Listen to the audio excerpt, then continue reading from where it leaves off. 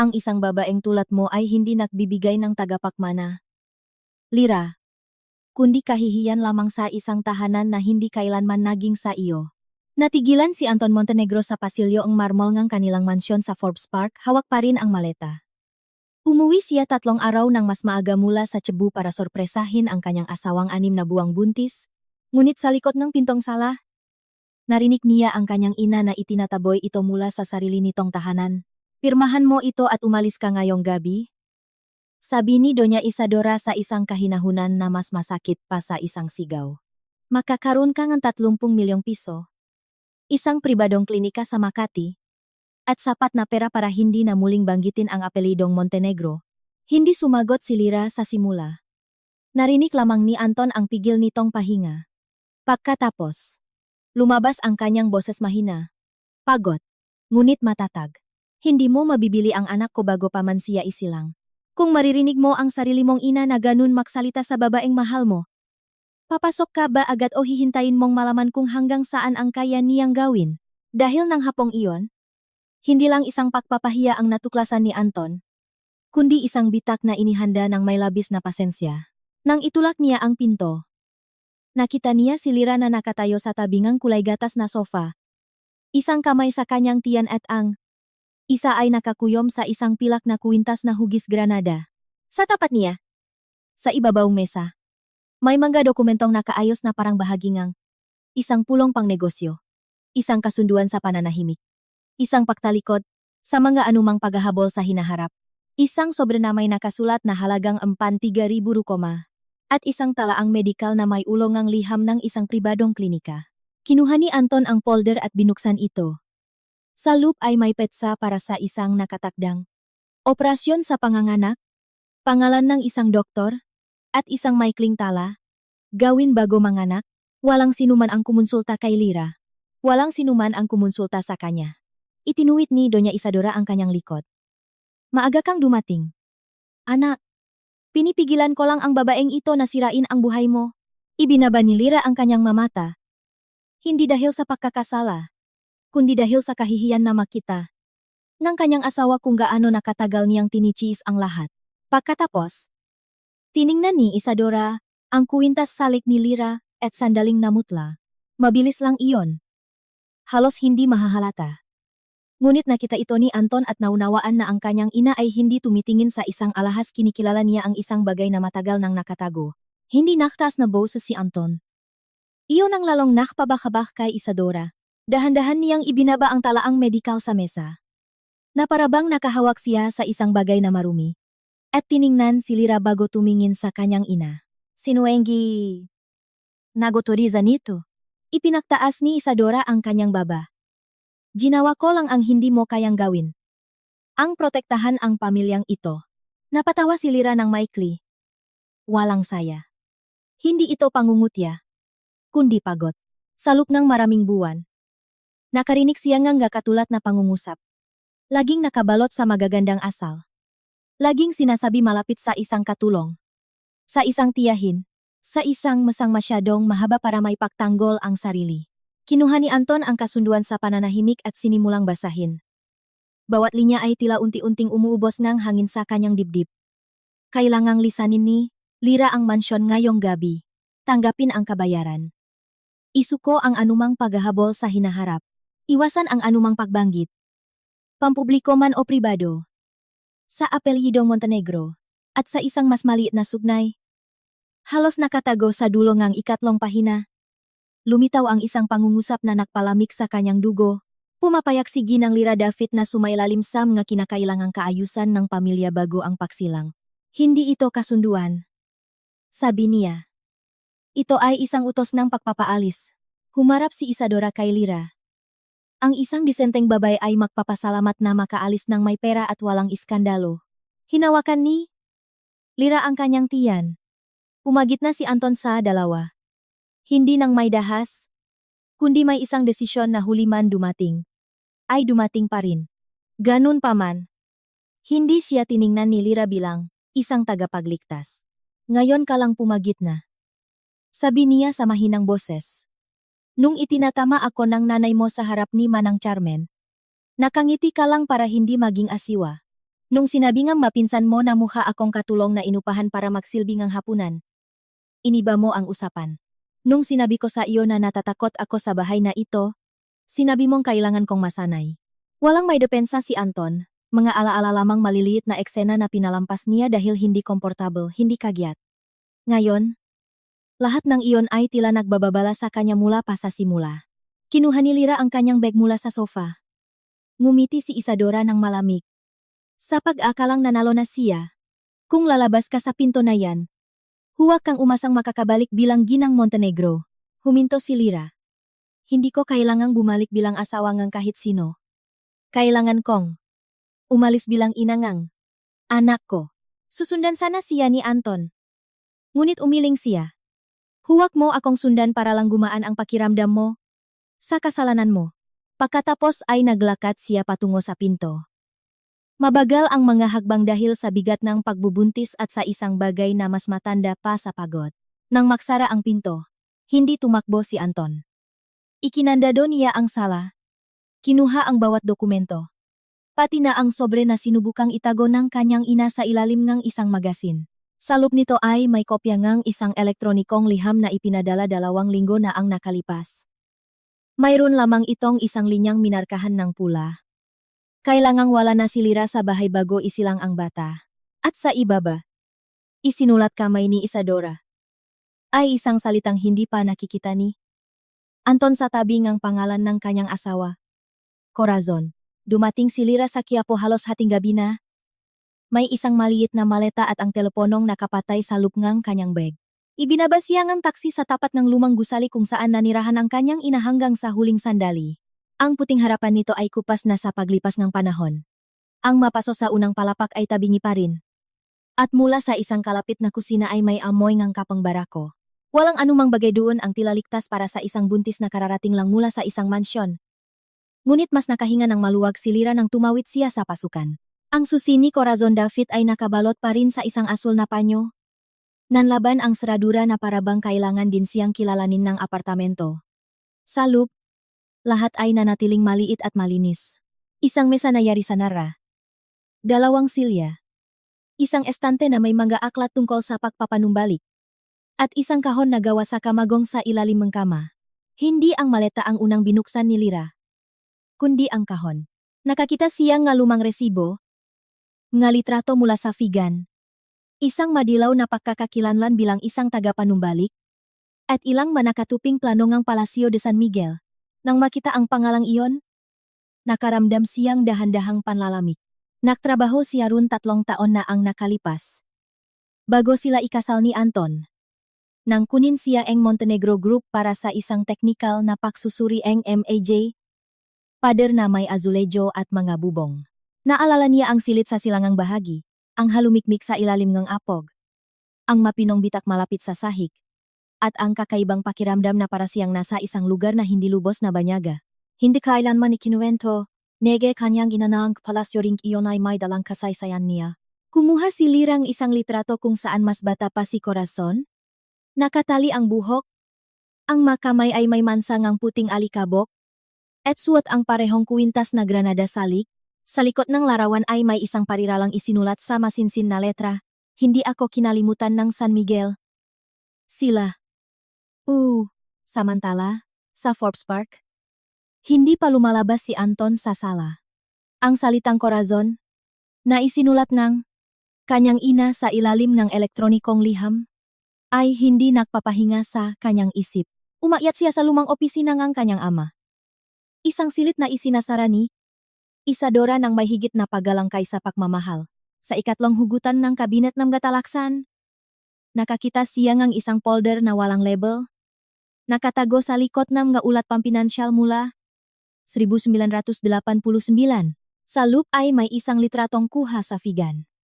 Ang kanyang ama ay kasama ng isang batang babae na hindi kilala ni Anton. Ngunit ang mukha nito ay may pagkakahawig kay Lyra. Suot nito ang isang pilak na kuwintas na hugis granada. Sa likod, may nagsulat, Corazon David, San Miguel. Bago pa man matapos basahin ang pirma, dahan-dahang napaupo si Anton. Hindi ito isang pagkakataon. Hindi isang alahas ang nakilala ng kanyang ina. Nakilala niya ang isang yumaong babae sa likngang kanyang manugang. 2:00 ng madaling araw. Binuksan ni Lira ang kanyang cellphone. May isang mensahe mula kay Anton. Nakakita ako ang litrato ni Corazon kasama si Papa. Palagay ko, alam ng nanay ko kung sino ka. Bago pa tayo ikasal. Tiningnan ni Lira ang bukas na kahon. Pagkatapos ay ang mga plano ng palasyo.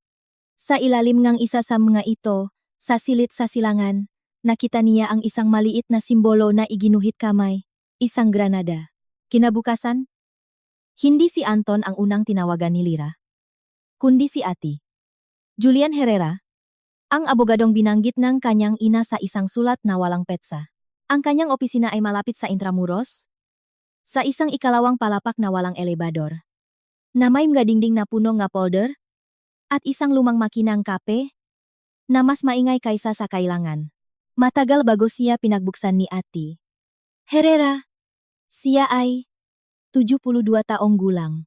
Ang kanyang barong ay medyo kupas na at mayroon siyang tingin ngang taong nakapag-ingat ng napakaraming lihim ng iba. Nang ipakita ni Lira ang plano na may maliit na simbolong granada, hindi nagulat ang abogado. Pumikit lamang siya sandali. Laging sinasabi ng nanay mo na kung sakaling burahin nila ang pangalan niya sa mga papel, ang mapader mismo ang alala nito. Dahan-dahang umupo si Lira. Gumalaw ang sanggol sa kanyang sinapupunan, na parabang naramdaman din nito ang bigat ng pangungusap na iyon.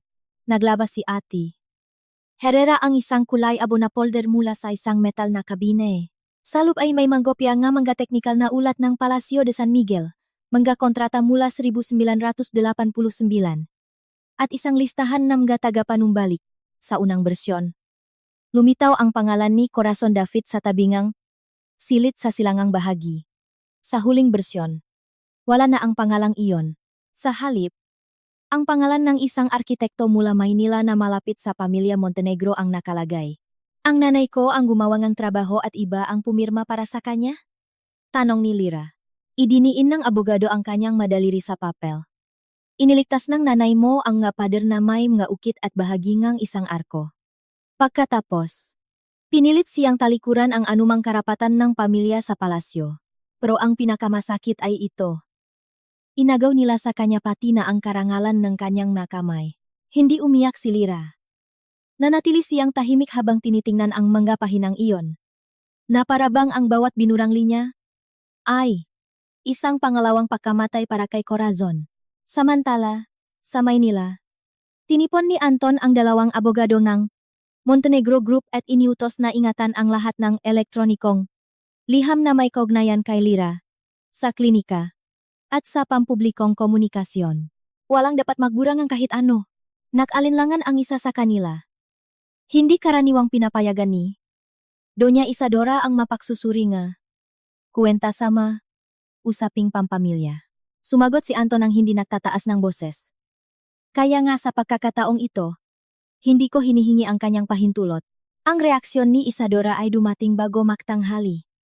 Sa isang digital na pitak panlipunan, lumabas ang isang artikulo na walang buong pangalan ngunit may sapat na detalye para ituro si Lira. Buntis na asawa. Nilayasan ang mansyon sa Forbes Park. Matapos humingi ngang pera at parte sa isang makasaysayang proyekto na nakakahalaga ngang 1.8 bilyong piso. Ipinahihiwating ng teksto na ginamit niya ang kanyang pagbubuntis para pilitin ang kanyang asawa at isapanganib ang 120 trabaho sa vegan. Binasa ni Lira ang artikulo sa opisina ni Ate Herrera. Naramdaman niya ang pagnanais na patayin ang telepono at magtago. Ngunit umiling ang abogado. Iyan mismo ang inaasahan nila. Tumawag si Anton ilang minuto ang lumipas. Ang kanyang boses ay pigil. Hindi kalmado. Gawa iyon ng nanay ko. Tiningnan ni Lira ang maulat kung saan nawala ang pangalan ni Corazon. Siyempre siya nga. Ginawa na niya ito dati. Nang hapong iyon, nakrekot si Lira ngang isang maikling pahayag mula sa opisina ngang abogado. Hindi lumabas si Anton sa video. Ngunit tiniyak niyang walang sinuman sa grupo ang hahadlang sa pagpapalaganap nito. Nagsalita siya ng walang luha.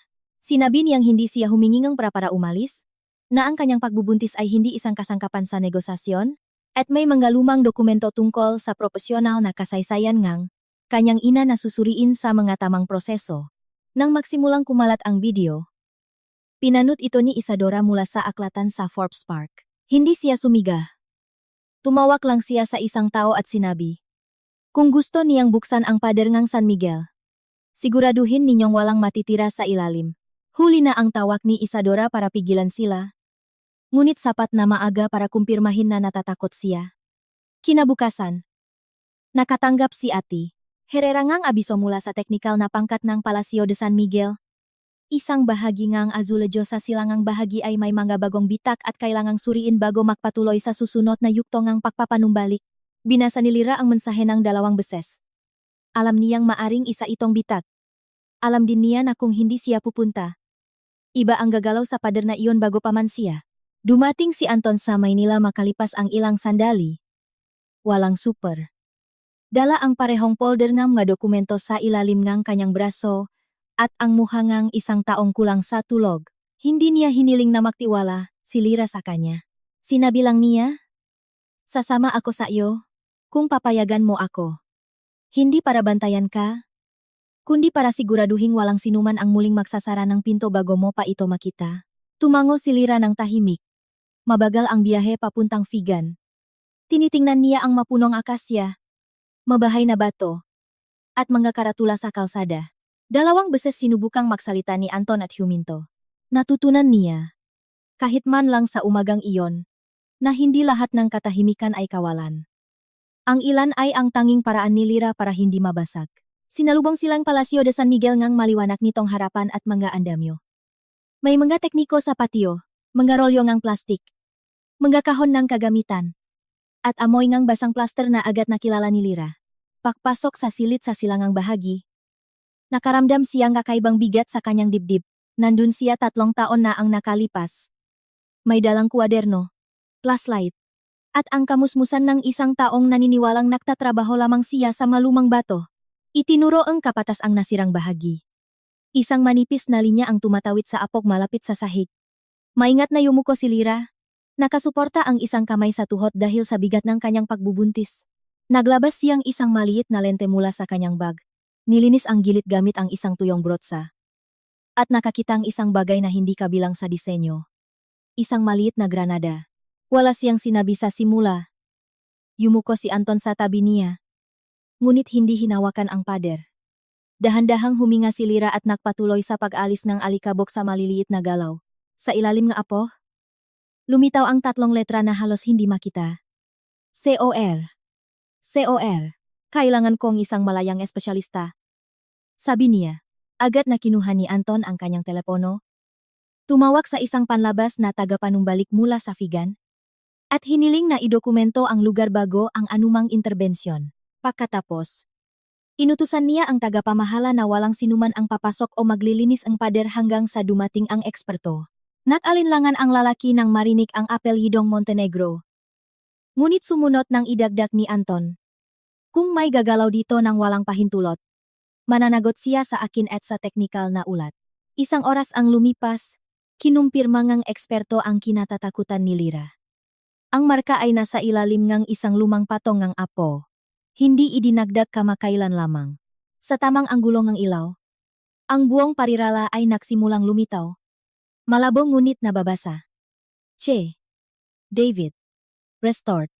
89. Pumikit si Lira. Hindi siya agad umiyak. Una, ipinatong niya ang kanyang kamay sa pader ng hindi dumidiin, na parabang binabati ang isang taong nahintay ngang dekada. At tumunok ang telepono ni Anton. Si Isadora. Sinagot niya ito at inilagay sa speaker. Ilayo mo siya sa silid na iyan. Utos ng kanyang ina. Hindi mo alam kung ano ang kayang sirain ng babaeng iyan. Tiningnan ni Anton si Lira. Pagkatapos ay ang inskripsyon sa pader. Ang kanyang boses ay lumabas na mahina at matatak. Hindi si Lira ang sumisira ngang kahit ano. Ma, ang kasinungalingan mo ang sa wakas ay nakahanap ngang pader na hindi sumusunod. Ang sinabi ni Anton ay hindi nanatili sa silid na iyon.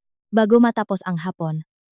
Ang paunang ulat ng eksperto ay nasa kamay ng 3 taong hindi dapat makahawak nito. Isang miyembrong lupon. Isang hepe ang pamumuhunan. At isang panlabas na tagapayo sa komunikasyon. Walang umamin na nagbunyak nito. Ngunit naunawaan ni Lira na ang Palacio de San Miguel ay hindi na isang lumang pader lamang. Ito ay naging isang larangan ng digmaan. Kinabukasan, hindi tumigil sa pagtunok ang nga telepono. Ang posibleng inskripsyon ni Corazon David ay naglagay sa panganib sa isang bagay na mas malaki pa kaysa sa pride ni Isadora. Ang 1.8 bilyong pisong proyektong pagpapanumbalik ay maaring mahinto. 120 direktang trabaho sa Figan. Maraming kontrata sa mga hotel. At ang imaheeng Montenegro Group, bilang tagapagtanggol ngang pamanang Pilipino ay nasa ilalim ngang pagdududa. Ginamit ni Isadora ang panggigipit na iyon ng may malamig na katumpakan. Sa isang agarang pagpupulong sa pamamagitan ng video, nagsalita siya tungkol sa pinsala sa reputasyon, emosyonal na kapritso, at irresponsableng paggamit ng isang teknikal na interbensyon. Hindi niya kailanman binanggit si Corazon bilang isang tao. Tinawag niya itong isang hindi pa na-verify na pangalan. Si Lira naman ay tinawag niyang isang interesadong partido. Nakinig si Anton nang hindi sumasabat sa simula. Nasa pansamantalang opisina siya sa palasyo. Bukas ang nga bintana patungo sa isang hardin ng nga puno ng sampalok. At nasa harap niya, ang nakalimbak na teknikal na ulat. Nakaupo si Lira sa tapat niya. Maputla. May hawak na bote ang tubig. Hindi siya mukhang talunan. Ngunit pagod na sa katotohanan bawat katotohanan niya ay kailangan ng pahintulot para umiral.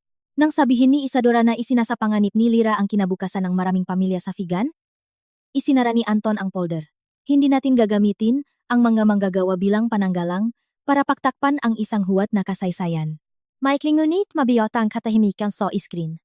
Nang hapong iyon, nagpatawag si Anton ng isang pambihirang pulong sa Figan, hindi sa Maynila, hindi sa Forbes Park, hindi sa isang silid kung saan makokontrol ng kanyang ina ang pagkakasunod-sunod ng pagpasok at paglabas. Ang pulong ay gaganapin malapit sa Palacio de San Miguel, kasama ang Lupon NG, Montenegro Group, Siati, Herrera, ang Malayang Dalubhasa, isang kinatawan mula sa National Commission for Culture and the Arts, isang legal na auditor, at si Mang Ramon Aguirre, ang dating tagapangasiwa na binanggit ni Ati Herrera. Bago ipadala ang imbitasyon, pinuntahan ni Anton si Lira sa pasilyongang silangang bahagi. Tinitiknan niya ang pader, na ngayon ay nababalutan ng ang pansamantalang proteksyon ng akrilik. Halos hindi na makita ang maliit na inskripsyon ng walang tamang ilaw. Ngunit tinititigan ito ni Lira na parabang nakikinig sa isang boses. Pwede ko bang suspendihin ang nanay ko ngayon din? Tanong niya. Dahan-dahang umiling si Lira. Kung gagawin mo iyan, sasabihin nilang pinilit kita. Sasabihin nilang isang buntis ang nagpapili sa iyo sa pagitan ng iyong ina at ng iyong kumpanya. Tinanggap ni Anton ang pagtutuwid ng walang pagtatanggol. Kung gayon, sabihin mo sa akin kung paano manatili sa tabi mo nang hindi inaagaw ang iyong lugar. Matagal siyang sumagot. Buksan mo ang pinto. Panatilihing malinis ang mesa. At kapag sinubukan nilang patahimikin ako, huwag kang magsalita para sa akin. Ipatala mo lang sa katitikan.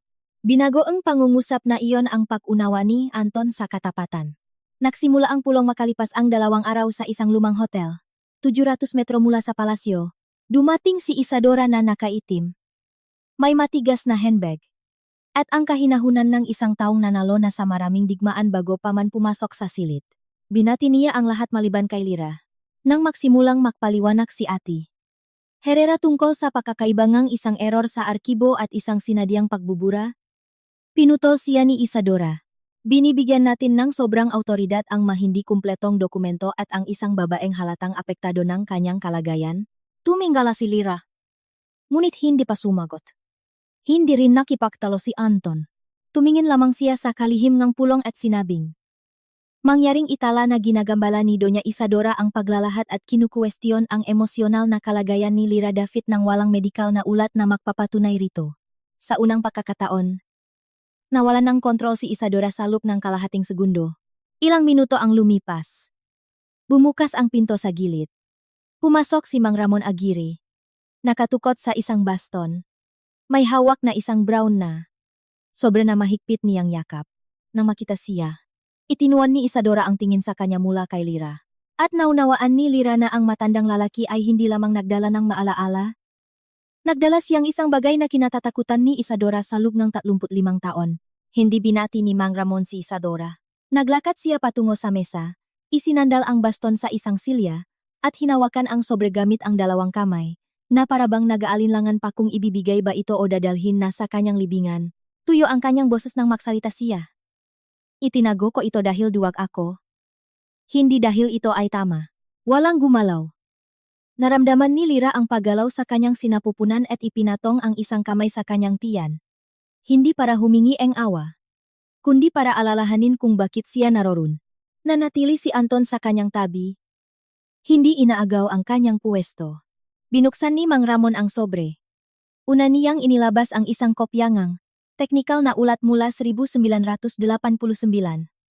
Kinumpirma ngang malayang dalubhasa na tumutukma ito sa istruktura ng malumang arkibo ngang palasyo. Sa bersyon na iyon, ang pangalan ni Corazon David ay lumitaw sa 3 silit ngang silangang bahagi. Kabilang ang silit kung saan natakpuan ang inskripsyon. Pagkatapos, naglabas si Mang Ramon ng pangalawang bersyon ng parehong ulat.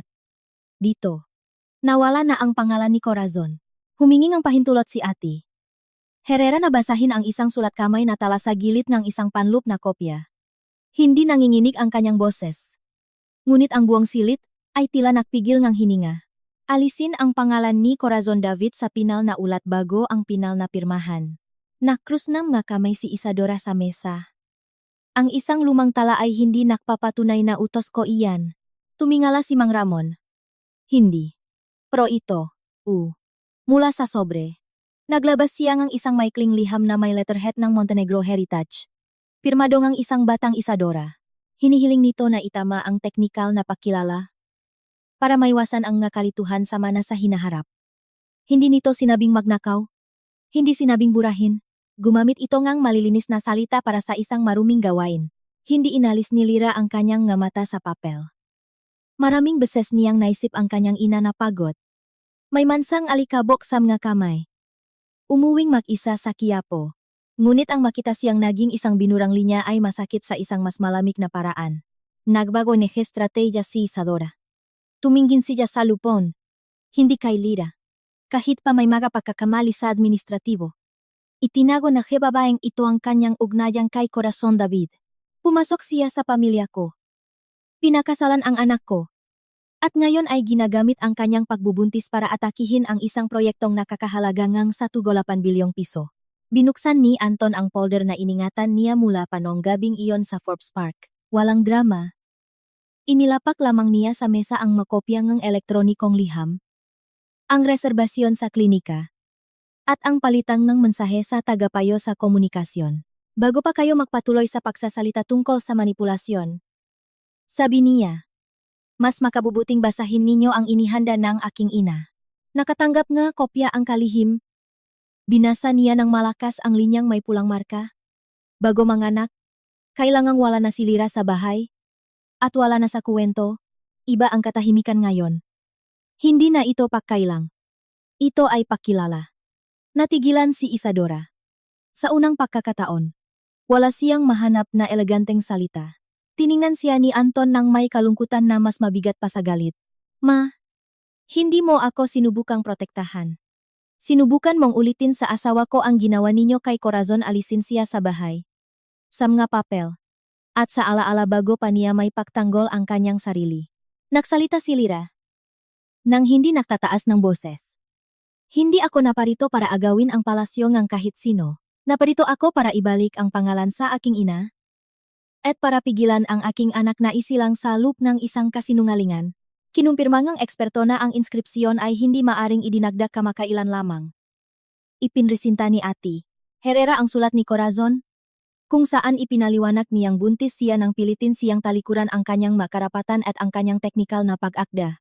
Inamin ni Mang Ramon na lahat sila sa lumang mesang iyon ay alam ang kanyang kalagayan.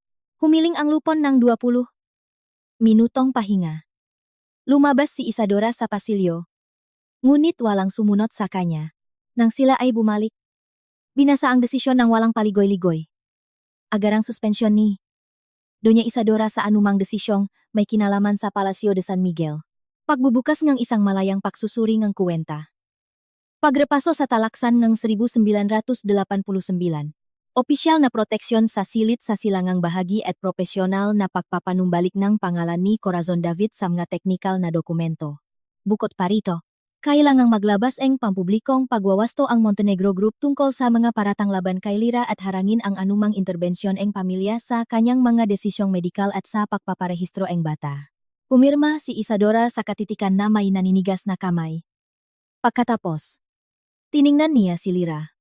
Sa tingin mo ba, ito ang magpapaging Montenegro? Sa iyo, sinalubong ni Lira ang kanyang tingin. Hindi. Ibinabalik nito sa akin ang isang bagay na mas mahalaga ang sarili kong pangalan. Kinuha ni Anton ang kopya ng katitikan at inilagay sa harap ni Lira.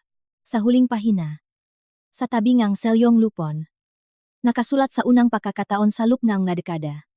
Corazon David, kinikilalang tagapanumbalik, silangang bahagi ngang Palacio de San Miguel. Hinaplos ni Lira ang mga salitang iyon. Sa likod niya, sa pasilyo, nakatanggap si Isadorang isang tawag na nakpamutla sa kanya.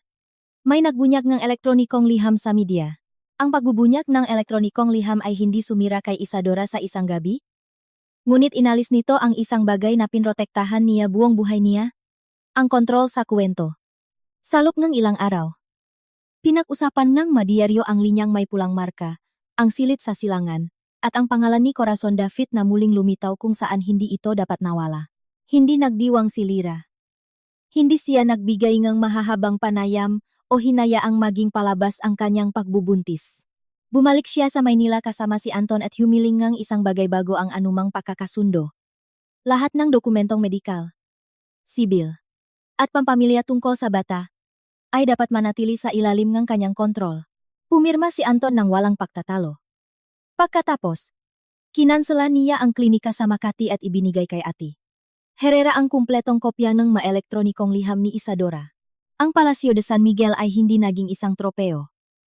Kinilalangang pagsusuringang kwenta ang teknikal na pag-akda ni Corazon sa silangang bahagi at nagbukas ng isang limitadong bayad pinsala para sa pamilya David. Hiniling ni Lira na ang isang bahagi nito ay ilaan sa isang pundasyon para sanayin ang magabatang tagapanumbalik. Lalo na ang mga babaeng nagtatrabaho nang hindi nabibigyan ng pangalan. Ilang buwan ang lumipas. Isinilang ang kanyang anak sa Maynila sa isang madaling araw na may mahinang ulan. Nandun si Anton. Hindi para magdesisyon, kundi para hawakan ang kanyang kamay. Nang marinig ni Lira ang unang iyak, hindi niya naisip ang mansyon, o si Isadora, o ang maulo ng gabalita. Naisip niya ang kanyang ina, ang puting pader ng San Miguel, at ang lahat ng makamay na binura ng walang ingay. Pinanggalanan nila ang bata na Mateo Corazon Montenegro David. Humingi ng permiso si Isadora na makita siya ilang linggo ang lumipas. Hindi siya pumasok ng walang paalam. Tumayo siya sa pintuan. Nakasuot ng madilim na saketa at walang dala. Pinapasok siya ni Lira. Ngunit hindi siya pinatawad. Hinayaan lamang niyang tingnan ang bata mula sa isang ligtas na distansya. Minsan, ang hustisya ay ang pagpapasya kung sino ang maaring lumapit at hanggang saan. Isang taon nang lumipas, bumalik si Lira sa Palacio de San Miguel. Protektado na ang inskripsyon ni Corazon sa likod ng malinis na salamin. Kinarga ni Lira si Mateo. Tumayo si Anton sa tabi niya. At ang ilaw ngang hapon ay tumama sa malilit na salita. Che. David. Restored this room. 1989. Sa pagkakataong ito, walang sinuman ang makakatakip dito ng apog. May mapagtataksil na hindi dumarating ng may sigaw. Dumarating sila sa pamamagitan ng gapapel. Mapilit na ngiti.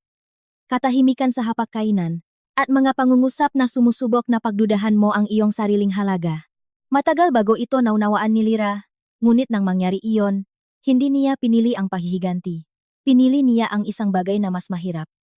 Ang bawiin ang kanyang boses nang hindi nagiging katulad ng mananakit sa kanya. Ang tiwala ay hindi nangangahulugang pagpikit ng mga mata sa harap nga iyong minamahal. Minsan, ang tamang pagmamahal ay nangangailangan ng paharap sa katotohanan. Kahit na ang katotohanan iyon ay nakmula sa iyong sariling pamilya. Hindi inayos ni Anton ang pinsala sa isang paumanhin, kundi sa pag-aaral kung paano manatiling naroroon bago pa mangyari ang sugat, makinig ng hindi naguutos, at magprotekta ng hindi inaagaw ang lugar ni Lira. Ang dignidad ay hindi laging naipagtatanggol sa pamamagitan ng pagtaas ang boses. Minsan, Naipagtatanggol ito sa pag-ingat ng isang ebidensya. Sa pagsasabi ng hindi. Sa pag-alis sa isang bahay kung saan kami na maliit. O sa pagbalik lamang kapag hindi mo na kailangang humingi ng pahintulot para manatili. At ang hustisya, kahit huli na, ay may tahimik na lakas kapag ibinabalik nito ang isang pangalan sa lugar kung saan ito binura. Dahil walang sinuman ang dapat mawala sa sarili para lamang mapabilang sa isang pamilya, isang pag-ibig, o isang bahay. Ang taong tunay na nagmamahal sa iyo ay hindi hihilingin na maglaho ka. Tutulungan ka niyang manatiling buo.